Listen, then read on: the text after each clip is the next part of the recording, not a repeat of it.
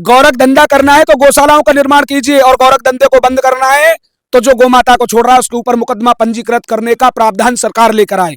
और गोमाता को राष्ट्रमाता का दर्जा मिले या ना मिले ये मुझे नहीं पता है, लेकिन गोमाता को राज्य माता का दर्जा मिले, इसके लिए आगामी रूपरेखा में जहांगीरपुर अपनी जन्मस्थली से माननीय मुख्यमंत्री, मेरे आदरणीय, परम आदरणीय, मेरे स्नेह आदरणीय योगी आदित्यनाथ उत्तर प्रदेश मुख्यमंत्री, गौरच पीठ के मठाधीश के आवास तक मैं पदयात्रा करूंगा अपने संगठन के माध्यम से, और पदयात्रा करके उनको पत्र देने का काम करूंगा कि जैसे महाराष्ट्र सरकार में एकनाथ शिंदे की सरकार ने गौ माता को राज्य पशु का दर्जा दिया और गौ माता के ऊपर उन्होंने कानून बनाया, ऐसा कानून मेरे बाबा योगी आदित्यनाथ बनाए। इसके लिए जहांगीरपुर से, और बहुत जल्दी आपके चैनल के माध्यम से मैं लोगों को बताऊंगा कि जहांगीरपुर से लखनऊ मुख्यमंत्री आवास तक कब पदयात्रा होगी, और गौ माता को राज्य माता का दर्जा अवश्य हम लोग उत्तर प्रदेश में दिला के रहेंगे, क्योंकि मेरी आस्था है कि मेरे योगी बाबा इस काम को करेंगे। नमस्कार दोस्तों, आप देख रहे हैं एमबी लाइव न्यूज। दोस्तों, जैसा कि कस्बा जहांगीरपुर में प्रथम बार गौ भागवत की गई, और जो हमारे साथ जिन्होंने की कृष्णा जी व्यास जी हमारे साथ हैं, तो जानना चाहेंगे व्यास जी से कि व्यास जी, गौ भागवत से भक्तगणों को क्या कुछ सीख मिलती है? जी, गाय हमारी इष्ट है।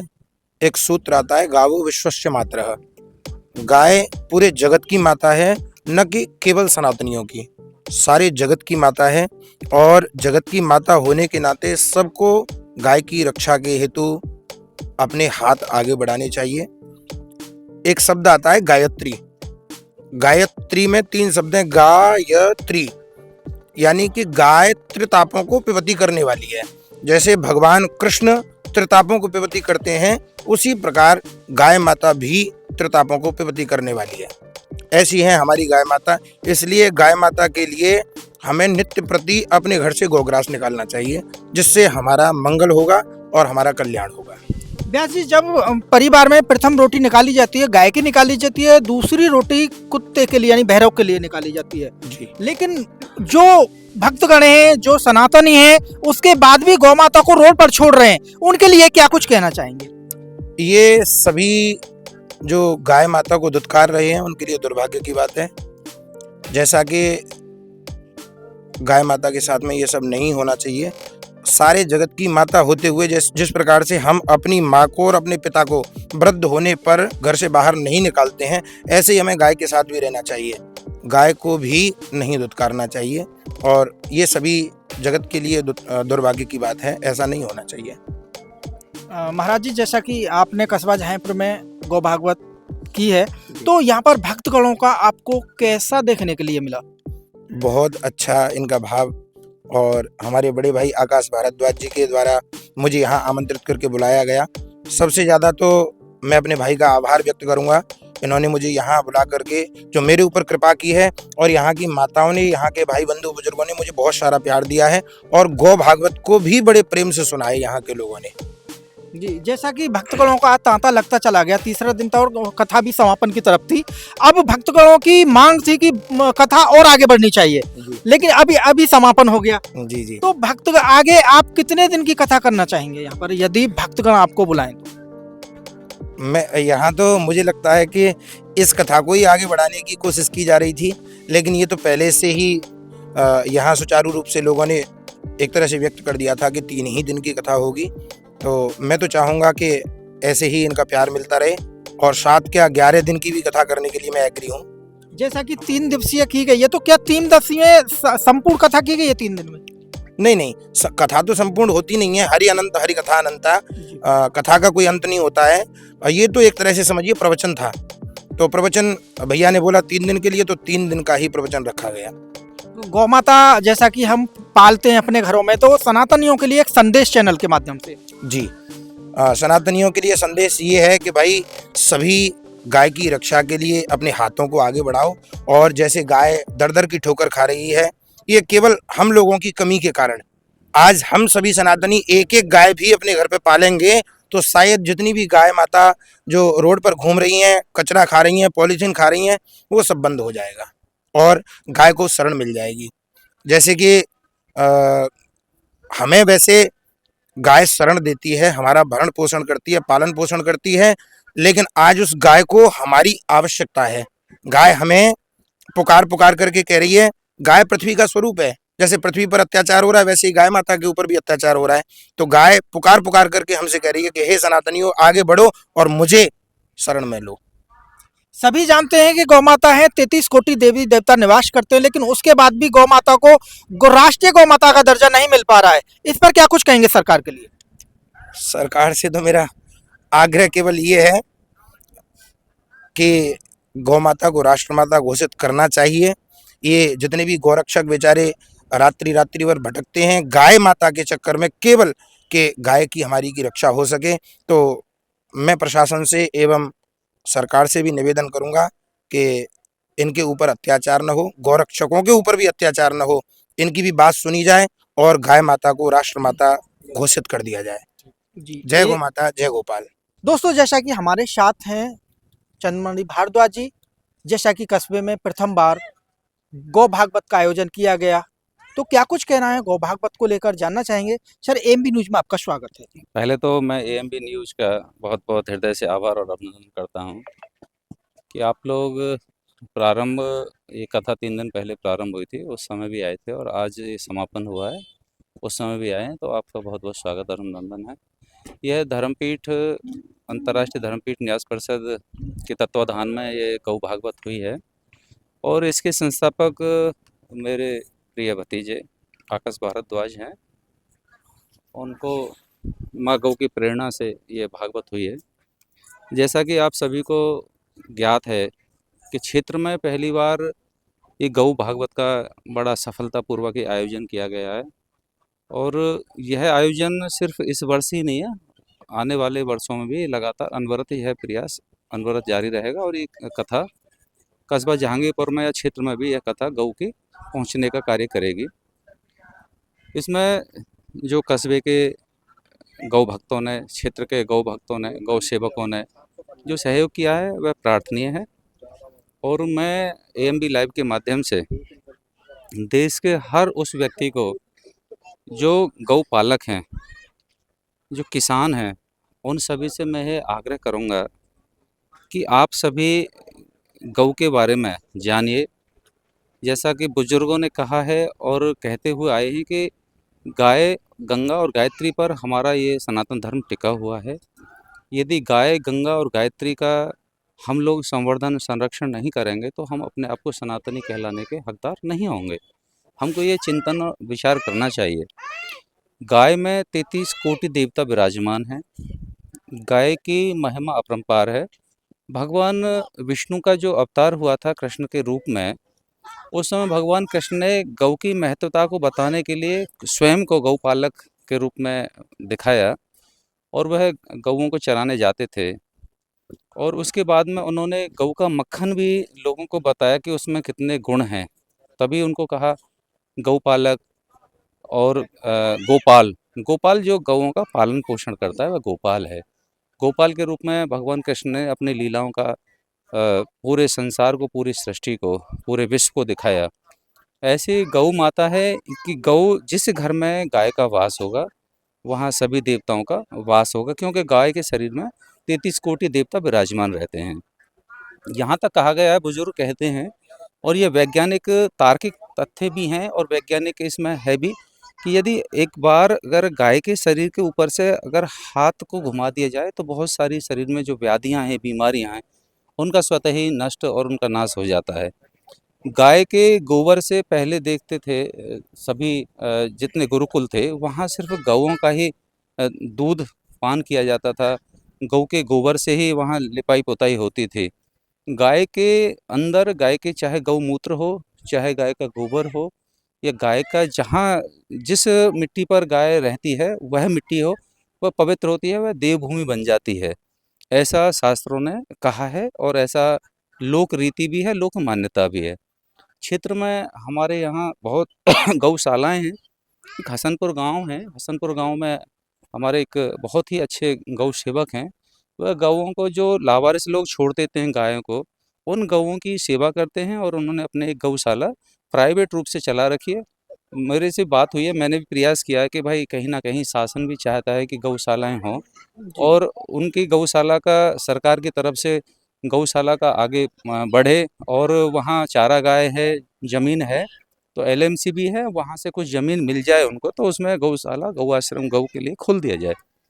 अब विचारणीय ये है कि जब गाय के हम लोग छोड़ देते हैं, क्या कोई कल्पना करे जब गाय को हम माता कहते हैं, क्या कोई अपनी माँ को कोई बालक वृद्धावस्था में छोड़ सकता है, घर से निकाल सकता है? ज़िंदगी नहीं। भर जो संपत्ति है, उस संपत्ति को तो हमने खाया और जब हमारी माँ बुजुर्ग हो गई तो वो घर से निकाल दिया। जी। जब गऊ को हम माता कहते हैं और ऐसा है हमारे बुजुर्ग बताते हैं और हमने सुना है, कहते हुए सुना है और वास्तविकता भी है कि जो घर में रसोई में पहली जो रोटी बनती है, वो गाय के नाम से निकाली जाती है। जी। सबसे पहली रोटी गाय की होती है और गऊ को लोग लावारिस छोड़ देते हैं। कितनी गाय हैं कि जो कचरा खाती हैं और कहते हैं लोग हम हिंदू समाज के लोग हैं, हम सनातनी हैं, हम आलोचना के शिकार होते हैं, आलोचना के पात्र बनते हैं। लोग कहते हैं देखो जी ये हिंदुओं की गऊ माता है जो कि यहाँ कचरा खा रही है। और कितनी गाय ऐसी होती हैं कि जो उस कचरे को खाने से उनकी आंतों में कचरा इकट्ठा हो जाता है, पॉलीथीन इकट्ठी हो जाती है। तो यह भी अपने आप में लोगों को चिंतन करना चाहिए कि आखिर हम उस गाय के साथ में क्या कर रहे हैं।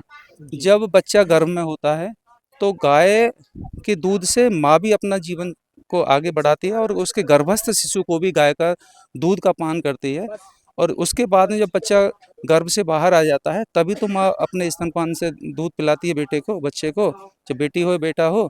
लेकिन गाय ने तो उसको पेट में ही पिलाया। जी। तभी तो जो ये कथा का जो आयोजन हुआ है, इस कथा का उद्देश्य यही है कि हम अपने सनातन संस्कृति को पहचानते हुए, सब लोग कहते हैं कि हिंदू राष्ट्र, हिंदू राष्ट्र, हिंदू राष्ट्र तभी बनेगा जब हिंदुओं की जो पहचान है, सनातन संस्कृति की जो पहचान है, सनातन संस्कृति के जो मूलाधार हैं, वह मूलाधार अगर मजबूत नहीं होंगे तो हिंदू राष्ट्र की परिकल्पना साकार नहीं होगी। इसीलिए बहुत ऋषि मुनि हैं जो गौओं के लिए आंदोलन कर रहे हैं। बहुत सनातनी लोग हैं जो गौपालक हैं, गौ सेवक हैं, गौ रक्षक हैं, जो लगातार गौओं के लिए लड़ाई लड़ रहे हैं। तो मैं एएमबी लाइव के माध्यम से इस आयोजन समिति को बहुत-बहुत हृदय से आभार और वंदन करता हूँ कि आपका ये प्रयास सफल हुआ है, सार्थक हुआ है और आगे भी यह प्रयास अनवरत जारी रहे। अभी हम लोग सोमनाथ की 1026 में सोमनाथ पर मुगल आतताइयों ने, आक्रांताओं ने उसका जी। ध्वंस किया था। आज हम 1000 साल बाद उस सोमनाथ की दिव्यता और भव्यता को भी देख रहे हैं। पूरा राष्ट्र देख रहा है। ऐसा माननीय प्रधानमंत्री नरेंद्र मोदी जी ने जो दिखाया है कि 1000 साल बाद कितना दिव्यता, कितना भव्यता से सोमनाथ का कार्यक्रम चल रहा है। जी। कितनी बार आतताइयों ने सोमनाथ मंदिर को तोड़ा, मुगलों ने तोड़ा, औरंगज़ेब लास्ट आक्रमण का था, औरंगज़ेब ने 2 बार आक्रमण किया, महमूद गजनवी ने किया। तो कितने आतंकवादी, कितने यही तो आतंकवादी हैं, आतताई हैं, यही तो आक्रांता हैं। हिंदू धर्म के साथ पहले भी खिलवाड़ किया गया है और आज भी किया जा रहा है। अभी एक लेटेस्ट में समाचार आया है कि एक कोई अराजक तत्व है जो मंदिर में घुसकर उसमें शौच कर दिया है। इस पर क्या कुछ कहना है ऐसे लोगों के लिए? देखिए, उस जो मंदिर में जाकर के जो एक बड़ा घृणित कृत्य किया है, अभी मैं कल देख रहा था उसके पड़ोसियों के, उसके घर के पड़ोसियों की वाइड देख रहा था टीवी चैनल पर। जी। तो पड़ोसियों ने कहा कि जब यहाँ पुलिस आया तो हमको पता चला कि ये मंदिर में जाके इसने वहाँ जाके गंदगी किया है, मंदिर में जाके इसने नमाज पढ़ने का कार्य किया है। तो हमको तब पता चला जब पुलिस आया, तो पुलिस उसको लेके चला गया और वह तो मानसिक रूप से विक्षिप्त था। भाई जब तुम विक्षिप्त हो तो तुमको कैसे पता है कि ये मंदिर है कि ये मस्जिद है? यह सिर्फ विक्षिप्त होने का एक ढकोसला है और उस जो घृणित कृत्य करते हैं उनको दबाने का ये प्रयास किया जाता है। ऐसे अराजक तत्वों के खिलाफ सरकार सख्त सख्त कठोर कार्रवाई करती है। यह चीज़ किसी भी प्रकार से बर्दाश्त नहीं है और यह कोई भी ऐसा समाज का कोई भी सामाजिक व्यक्ति इसको बिल्कुल भी कहीं से कहीं तक समर्थन नहीं करेगा। सारे लोग इसका घोर विरोध करते हैं और ऐसे लोगों के खिलाफ सरकार कठोरतम कार्रवाई कर रही है, करती रहेगी। सर, आप वर्तमान सरकार के सक्रिय कार्यकर्ता हैं, आईटी विभाग को आप देख रहे हैं सर। तो हम जानना चाहेंगे ये जो लोग हैं, गांव में जो किसान भाई हैं, खेतों के किनारे पर कटीले तार लगा रखे हैं उन्होंने, झटके वाले वो लगा रखे हैं, गाय जिससे जख्मी हो जाती है, इसके लिए क्या करें? सरकार इसके लिए कठिन कदम क्यों नहीं उठा रही है? देखिए, पहले एक तार आता था हार्ड ब्लेड वाला, जी। उस ब्लेड के तार खींचने से अगर कोई भी जानवर उसमें घुस रहा है तो वो जख्मी हो जाता था। सरकार ने उस ब्लेड वाले तार को बंद किया, पाबंदी लगा दी, सख्त सख्त कार्रवाई के लिए कहा। अब दूसरा जो तार रह गया जिसमें एक 3 तार बंधे होते हैं, जी। उसमें एक एंगल निकला होता है, वह भी ज़ख्मी करता है। तो वह सिर्फ़ इसलिए बनते थे कि जो दीवारों पे लगा दिए जाएँ जिससे चोर रात में कोई भी दीवार फांद करके ना आए। उसका देखिए हमेशा से जो चीज़ फ़ायदा करती है, उसकी ओवरडोज़ नुकसान भी करती है। जी। हर चीज़ की है जिसमें जितनी पॉज़िटिविटी है उसमें नेगेटिविटी भी है। लेकिन लोगों ने उसका गलत प्रयोग किया है, उसका दुरुपयोग किया है और सरकार का ये भी कहना है तभी तो ये गाँव-गाँव में, ब्लॉक स्तर पर, कस्बा स्तर पर ये गौशालाएँ बनाई गई हैं कि हमारे जो लावारिस गौवंश हैं, वह इधर-उधर ना भटकें। बहुत से किसान हैं, मैं उनको किसान कहूँ क्या, किस नाम से उनको जो उपाधि दूँ, किस नाम से उनको सम्मानित करूँ कि वह लोग भी अगर कहीं से गौवंश आ गया, तो उसको बल्लम भी मार देते हैं। वो ज़ख्मी हो जाती है उसके। अभी एक अराजकता तो ऐसा देखने के लिए मिला है कि गौ के ऊपर उसने तेजाब डाल दिया, उसका पूरा बदन गल गया, गलने के बाद जब वो चारा खाती है तो वहां से निकलने लगता है, ऑटोमेटिक लग रहा है। ऐसे लोगों के लिए क्या कुछ कहना है आपका? ऐसे लोगों के लिए तो यही कहना है कि वो हिंदू घर में तो पैदा हुए हैं, लेकिन वो हैं राक्षस। उनकी अंतरात्मा उनको ज़रूर कचोटती होगी और यह भी बिल्कुल स्पष्ट है कि आप कोई भी गुनाह करके बेजुबान जानवर के साथ में आप कोई भी घृणित कृत्य कर दीजिए, यदि आप सोते होंगे तो आपकी अंतरात्मा आपको ज़रूर दोष देती होगी, आपको ज़रूर कचोटती होगी कि तूने गाय के साथ में बहुत गलत किया है। अरे आप डंडे से भगा दो भाई, प्यार से भगा दो। आखिर गाय तो किसी किसान के घर में ही होगी, किसी व्यापारी के घर में तो थी नहीं वो। हम लोग जब गाय का दूध देती है तब तक तो हमारे घर में है और जब वो अवस्था से जीर्ण-शीर्ण अवस्था में पहुँच गई तब घर से बाहर निकाल दिया। तो ये चीज़ें फिर खुद ऐसे लोगों के खिलाफ क्या कुछ होना चाहिए? क्या कार्रवाई होनी चाहिए जो जब दूध देती है, जब घर रखते हैं उसके बाद उसे छोड़ देते हैं? क्योंकि साक्षात विष्णु के अवतार श्री कृष्ण भगवान यहाँ पर आए, उन्होंने अवतार लिया और उन्होंने गोपाल बन के गायों को यहाँ पर चरवाहे की तरह उन्होंने चुगाया। लेकिन यहाँ पर इंसान उनके साथ आज ऐसा वो व्यवहार कर रहा है कि दर दर भटक रही है। सरकार इतना खर्चा करती है, इतनी गौशालाएं खुली हुई हैं, उसके बावजूद भी ये रोडों पे घूम रही है। तो क्या होना चाहिए, क्या किया जाए इसके लिए, क्या कुछ समाधान है? अभी सरकार ने इस चीज़ के ऊपर एक सर्वेक्षण कराया है, वह आपके संज्ञान में होना चाहिए। वह सर्वेक्षण कराया कि किसके घर में कितने पशु हैं, उस पशु में कितने भैंसें हैं, कितने गाय हैं। यह भी एक सर्वेक्षण कराया और उस सर्वेक्षण के बाद में वो लगातार अनवरत वो सर्वेक्षण चलता रहेगा कि कितनी गाय कहाँ थीं, किसके घर में कितने हैं। अभी ये सर्वेक्षण हो जाए, पहला चरण है ये, उस चरण के बाद में अगला चरण होगा और जो इस तरीक़ा से गायों को घर से निकाल देते हैं या जंगल में घेर के उनके साथ में ऐसे अराजक तत्व उनको मारते हैं या ज़ख्मी करते हैं, वह वास्तव में ही राक्षस हैं। वह जो इंसान कहलाने के काबिल नहीं हैं। उनको किस नाम से पुकारा जाए, उनके लिए नाम भी शायद छोटे पड़ जाएँगे। तो ऐसे दुष्ट हमेशा से रहे हैं, जब देवता रहे हैं तब तक दानव भी रहे हैं। वह मानव के रूप में दानव हैं। दोस्तों, जैसा कि आपने सुना है कि कस्बा जहांगीरपुर में प्रथम बार गौ भागवत की गई है। इससे मैं ये मानता हूँ कि लोग जब सुनेंगे उनके कानों तक यह एक मधुर वाणी जाएगी गाय के प्रति की हमारी जो गौ माता है उसमें 33 कोटि देवी देवता वास करते हैं। तो दोस्तों, को इतना जो अत्याचार आज इनको सहना पड़ रहा है, इधर उधर भटक रहे हैं, हम सर्दियों में अपने कमरे के अंदर हीटर भी चला के एक अच्छी रजाई ओढ़कर हम सोते हैं, लेकिन ये गौ माताएं रोड पर भटक रही हैं, इनके लिए किसी प्रकार की कोई सुविधा नहीं है। सरकार भी बहुत मोटा पैसा खर्चा करती है, लेकिन उसके बाद भी कोई रिजल्ट निकल के नहीं आ रहा है। यहाँ पर एक भक्त हैं जिन्होंने गौ भागवत का यहाँ पर आयोजन कराया है। इससे भी अगर कुछ लोग कुछ सीख लें तो मैं मानता हूँ हमारी गौ माता ज्यादा परेशान नहीं रहेगी और कुछ सुधार होगा। तो मैं ये भी जानना चाहूंगा सर, ये श्रीमद् भागवत कथा महापुराण का जो कराते हैं, तो उससे अधिक अगर गौ भागवत कराई जाए तो क्या कुछ असर पड़ेगा इससे? देखिए भागवत चाहे भगवान श्री कृष्ण के जितनी भी हैं, श्रीमद् भागवत गीता है, कथा है, उसमें भी भगवान की लीलाओं का ही वर्णन है और उनमें जो अवतार हमारे हुए हैं, उन अवतारी की ही कथाएँ हैं और इस गौ भागवत में सिर्फ़ और सिर्फ़ गाय माँ की व्याख्या है।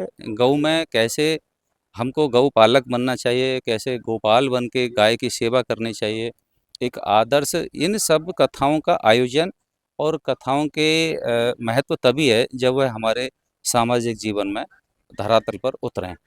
तो इसके माध्यम से लोगों को यही बताने का प्रयास किया गया है कि गाय को आप भाई अगर पाल नहीं सकते हो तो उसे धुतकारो भी मत। यदि आप अपने घर में नहीं रख सकते हो तो उसे कम से कम 2 रोटी सुबह तो दे दो। अगर आपके घर में 4 रोटी बन रही हैं, 4 में से 2 आपने खा ली तो 2 को कम से कम गौशाला तक पहुँचा दो। आपके घर में आटा आप छानते हैं, आटे की भूसी निकल रही है, उस भूसी को गौशाला पहुँचा दो। आपके घर में शादी विवाह प्रोग्राम हो रहे हैं, वहाँ सामान बच रहा है, कम से कम उसको तो पहुँचा दो, जब कम से कम वो किसी के काम तो आए। और बहुत ऐसे लोग भी हैं धर्मात्मा हैं, धर्म प्रवृत्ति के लोग हैं कि वह अपने घर से भूसा भी देते हैं, 2-2 ट्रॉली 4-4 ट्रॉली भूसा पहुँचाते हैं गौशालाओं में। तो यह सबके ज़िम्मेदारी बनती है, मेरी भी नैतिक ज़िम्मेदारी बनती है कि मैं भी गौओं की सेवा में रहूँ। मैं हमेशा हमारे परिवार में हमेशा गौ रही हैं, आज भी हैं और आगे भी हम गौओं को ज़रूर रखेंगे। बिना गाय के घर सनातन संस्कृति वाले के लिए तो घर है नहीं। अगर घर में तुलसी ना हो और गाय ना हो तो वह किसी हिंदू के घर के लायक नहीं होता। वह सनातनी तभी है जब उसके घर में गाय है और गंगा जल है और तुलसी का वास है। जिस घर में ये तीनों चीज़ें हैं वह गर्व से कह सकता है कि गर्व से कहो मैं हिंदू हूँ।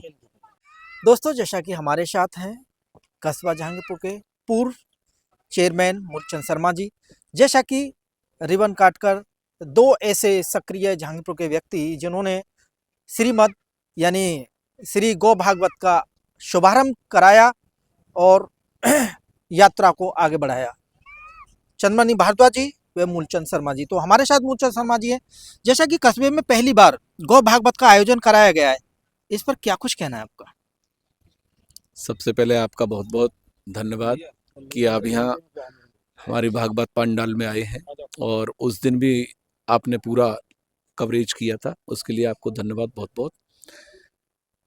ये सौभाग्य है हमारे कस्बे का और क्षेत्र का, सभी समस्त नगरवासी और क्षेत्रवासियों का कि हमको गौ माता की भागवत सुनने का मौका मिला। और जिनके द्वारा भागवत कराई गई है आकाश भारद्वाज और उनकी टीम को बहुत बहुत बधाई, जिन्होंने भागवत का बीड़ा उठाया।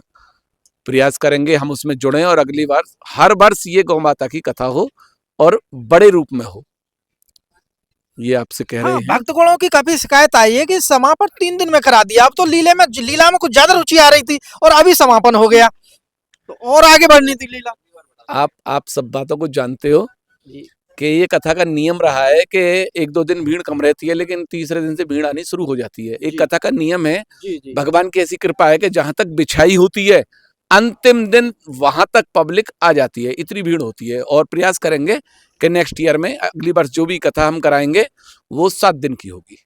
एक समय चेंज जरूर करवाना चाहूंगा कि आकाश जी से कह के कि वे इसको जनवरी की जगह नवंबर में ले आए, ताकि ठंड कम रहे और हमको ये वाटर प्रूफ के खर्चा से बचना पड़े। खर्चा पे भी तो चर्चा जरूरी है। हाँ, बिल्कुल बिल्कुल सही बात है जी। और मैंने बहुत लोगों से बातें की हैं, बड़े प्रसन्न हैं लोग कि गौ माता की भागवत पहली बार हमको सुनने को मिली है। बहुत सुंदर कथा की है व्यास जी ने, उनका कोटि कोटि धन्यवाद। और धन्यवाद इस मंडल का जिन्होंने कथा कराई है, आकाश जी और आकाश जी की टीम को बहुत बहुत धन्यवाद, बहुत बहुत बधाई कि हमको ऐसी चीज सुनने को मिली है जो अब से पहले कभी भी नहीं मिली है। बिल्कुल सही बात है। तो यहाँ पर जो व्यास जी हैं जिन्होंने कथा का गुणगान किया है, उनके श्रीमुख से जो हुआ है, तो कैसा लगा उनके श्रीमुख से?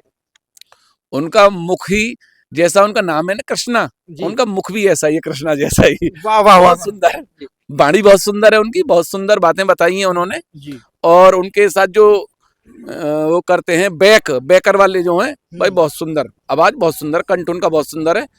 और सबसे बड़ी बात है कि देखिए हम इस चीज से जुड़े हुए हैं, जैसे हम रामलीला से जुड़े हुए हैं तो हमको तो ये चीज पसंद आनी ही आनी है। हम तो देखते हैं आवाज किसकी है, कंठ किसका बहुत सुंदर है, हम तो चाहते हैं कि ऐसा कोई बंदा आए, बहुत सुंदर लगता है, हमें सुनने में बहुत अच्छा लगता है। और गौ माता की कथा वास्तव में ही हमारे जो क्षेत्र की या कस्बे की महिलाएं आई हैं तो रास्ते में जाते हुए सुना है कि उन्होंने सबने तारीफ की है कि बहुत सुंदर कथा हुई है। और बहुत बहुत धन्यवाद दिया उन्होंने करवाने वालों को कि भाई बहुत सुंदर कथा कराई है। और बहुत बड़ा पंडाल है, इतना बड़ा पंडाल अभी तक बहुत दिन से यहाँ कथा हो रही है, कभी इतना बड़ा पंडाल किसी भी कथा में नहीं लगा है। बिल्कुल सत्य बात है। बहुत बड़ा पंडाल यहाँ देखने के लिए मिल रहा है जी। और मैं तो ये कहता हूँ भक्तगणों को अगली बार बहुत सुंदर तरीके से और अच्छे तरीके से यहाँ पर गौ भागवत का आयोजन कराया जाएगा। सभी भक्तगण इस चीज का ध्यान रखें। तो जैसा कि गौ माताएं आज रोड पर काफी दुखी हम देख रहे हैं कि लोग उनको प्रताड़ित कर रहे हैं कटीले तारों के माध्यम से, करंट के माध्यम से, झटके वाला लगाने से। तो चैनल के माध्यम से क्या कुछ संदेश देंगे उन लोगों के लिए? नहीं, लोगों की धारणा है, मैं उनसे निवेदन करूंगा हाथ जोड़ के कि गौ माता का सम्मान करना सीखें। ये करंट वगैरह लगाने की कोई जरूरत नहीं है। आप 1-2 दिन अगर रोकेंगे या उनको खाने को कुछ सामान रखेंगे तो हो सकता है वो खा के वहां से लौट आए। तो आप इस पे निरंतर अपने किसान भाइयों से आग्रह करूंगा। सरकार भी इस पे विशेष गौर दे रही है, सभी लोग ध्यान दें। ये हमारी माताएं हैं, वैसे हम उनको माता कहते हैं, वैसे मारने के लिए तैयार रहते हैं। तो नहीं, माता कहने का ही शब्द नहीं है, उसको मानने का भी है, तो मानना बहुत जरूरी है। काफी संगठनों का प्रयास है कि इसे राष्ट्र का दर्जा दिलाया जाए, लेकिन फिर भी नहीं हो पा रहा। होगा राष्ट्र पशु- होगा होगा, जरूर होगा एक न एक दिन। अगर किसी चीज का बीड़ा उठता है तो 100% कामयाबी मिलती है, भले ही उसमें देर हो जाए। गाय को माता का दर्जा दिया गया है, जी या बिल्कुल। तो माँ का दूध या गाय का दूध, उसके बाद भी अत्याचार सहने पड़ रहे हैं। नहीं, दूध तो देखो गौ माता का ही है, जी। भैंस का तो अलग चीज है। बिल्कुल। लेकिन बात यही है कि जितना दूध गौ माता का फायदा पहुंचाता है बच्चे को, भैंस का कभी भी नहीं पहुंचा सकता है। तो गौ माता के बारे में विचार कर रही है हमारी सरकार, और हमारी सरकार बहुत जल्द अच्छे निर्णय लेंगी जिसके परिणाम सामने आएंगे। बहुत बहुत धन्यवाद आपका। दोस्तों, हमारे साथ हैं आकाश भारद्वाज जी, जिन्हें बड़ा सौभाग्य प्राप्त हुआ इस बात का कि उन्होंने कस्बा जहांगीरपुर में प्रथम बार 3 दिवसीय गौ भागवत का आयोजन कराया। दोस्तों, बड़े सौभाग्य की बात है कस्बा जहांगीरपुर के लिए कि कस्बा जहांगीरपुर में गौ भागवत की गई, क्योंकि हर जगह सुना होगा आपने श्रीमद् भागवत का गुणगान सुना होगा, लेकिन आज प्रथम बार आपके कस्बा जहांगीरपुर में यहाँ पर 3 दिवसीय गौ भागवत का समापन कराया गया। तो हमारे साथ हैं आकाश भारद्वाज जी। इनके मन में कैसे आया कि गौ भागवत कराई जाए? जी आकाश जी, एएमबी न्यूज में आपका स्वागत है। बहुत बहुत धन्यवाद आपके एएमबी न्यूज चैनल की पूरी टीम को कि धार्मिक गतिविधियों को जिस प्रकार से आपका चैनल दिखाने का काम करता है। बहुत बहुत सादर साधुवाद, बहुत बहुत वादन अभिवादन, और आपको बहुत बहुत सारा प्यार, सप्रेम, स्नेह। भानु जी, ऐसा था कि गौ माता का आदेश हुआ और लोग तो कुछ लोग कहेंगे इस बात को कि ये सब बनी हुई बातें नहीं होती है।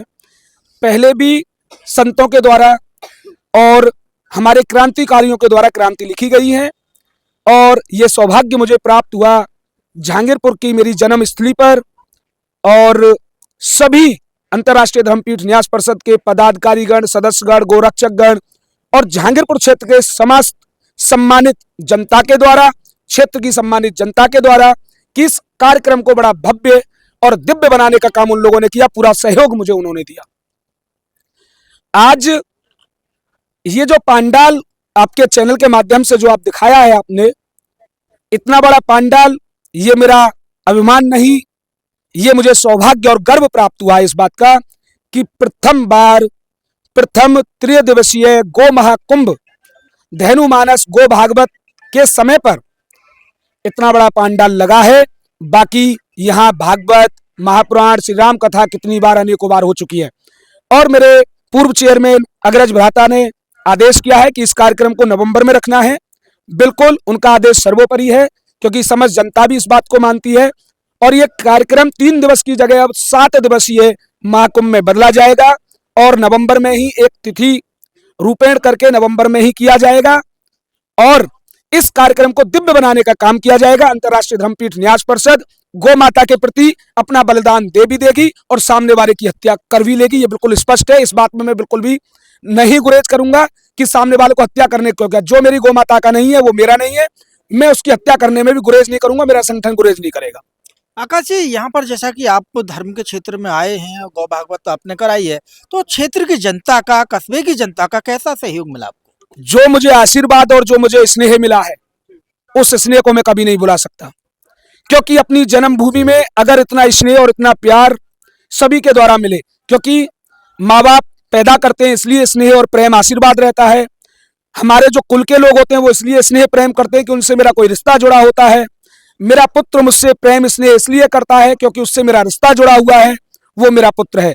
लेकिन जहांगीरपुर की जो माताएं और बहनों ने मुझे प्रेम दिया है, किसी ने मुझे भाई के रूप में, किसी ने मुझे बेटे के रूप में, किसी ने मुझे भतीजे के रूप में, उस स्नेह का निरंतर मैं प्रयास करूंगा कि उस स्नेह को बना के रखूं और उनका जो आशीर्वाद मुझे प्राप्त हुआ, ये आशीर्वाद उनका टूट रूप में मेरे ऊपर बना रहे। और इस प्रकार का आयोजन जो हुआ है, इस आयोजन को निरंतर हम लोग अपने न्यास परिषद के द्वारा और समस्त सम्मानित जहांगीरपुर की जनता के द्वारा, देवतुल्य बुजुर्गों के द्वारा इसको करने का मुझे सौभाग्य मिलता रहे और मैं उनके आशीर्वाद का हमेशा रेडी रहूंगा, कभी नहीं चुका सकता हूं। आकाश जी, जैसा कि गौ माता हम देख रहे हैं कि क्षेत्र में काफी पीड़ित हमको नजर आ रही हैं, इतनी गौशालाएं हैं, जख्मी गौ माताएं घूम रही हैं, इन पर क्या कुछ कहना आपका? मेरे आज अनुज भ्राता व्यास, जो हमारे कथा व्यास है, मेरे अनुज भ्राता हैं, धर्म रक्षक कृष्णा जी महाराज ने एक बात कही थी कि अगर गोरख धंधा करना है तो गौशालाओं का निर्माण कीजिए, गोरख धंधा करना है तो गौशालाओं का निर्माण कीजिए, और गोरख धंधे को बंद करना है तो जो गोमाता को छोड़ रहा है उसके ऊपर मुकदमा पंजीकृत करने का प्रावधान सरकार लेकर आए और गोमाता को राष्ट्रमाता का दर्जा मिले या ना मिले ये मुझे नहीं पता है, लेकिन गोमाता को राज्य माता का दर्जा मिले, इसके लिए आगामी रूपरेखा में हो सकता है कि इस गो भागवत के बाद हम लोग अभी गंगा स्नान के लिए सब लोग जाएंगे, कल की प्रसादी है, उसके बाद जहांगीरपुर अपनी जन्मस्थली से माननीय मुख्यमंत्री, मेरे आदरणीय, परम आदरणीय, मेरे स्नेह आदरणीय योगी आदित्यनाथ उत्तर प्रदेश मुख्यमंत्री, गौरच पीठ के मठाधीश के आवास तक मैं पदयात्रा करूंगा अपने संगठन के माध्यम से, और पदयात्रा करके उनको पत्र देने का काम करूंगा कि जैसे महाराष्ट्र सरकार में एकनाथ शिंदे की सरकार ने गौ माता को राज्य पशु का दर्जा दिया और गौ माता के ऊपर उन्होंने कानून बनाया, ऐसा कानून मेरे बाबा योगी आदित्यनाथ बनाए। इसके लिए जहांगीरपुर से, और बहुत जल्दी आपके चैनल के माध्यम से मैं लोगों को बताऊंगा कि जहांगीरपुर से लखनऊ मुख्यमंत्री आवास तक कब पदयात्रा होगी, और गौ माता को राजमाता का दर्जा अवश्य हम लोग उत्तर प्रदेश में दिला के रहेंगे, क्योंकि मेरी आस्था है कि मेरे योगी बाबा इस काम को करेंगे। बहुत बहुत धन्यवाद आपका। दोस्तों, भक्तगणों, हम भी चैनल के माध्यम से आपसे सभी से यही कहेंगे कि आप भी इनका सहयोग अवश्य करें, क्योंकि हमारी गौ माता काफी पीड़ित और दुखी नजर आ रही है। तो दोस्तों, आप बने रहें और देखते रहें हमारा चैनल AMB लाइव न्यूज।